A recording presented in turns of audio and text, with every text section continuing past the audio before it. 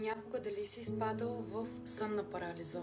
Аз съм психолог Катерина Матеева и сега ще ти разкажа малко повече информация относно това. Сънната парализа е състояние, което може да се получи както при заспиване, така и при събуждане. Тоест, ти се събуждаш и не можеш да се движиш, не можеш да говориш, не можеш абсолютно нищо да правиш, единствено можеш да си мърдаш очите.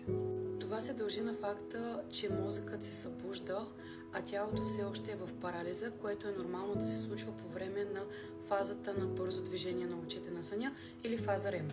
Сънната парализа често е придружена от халюцинации или от усещане за натиск в гърдите, което може да бъде изключително страшно, особено за човек, който изпитва за първи път сънна парализа.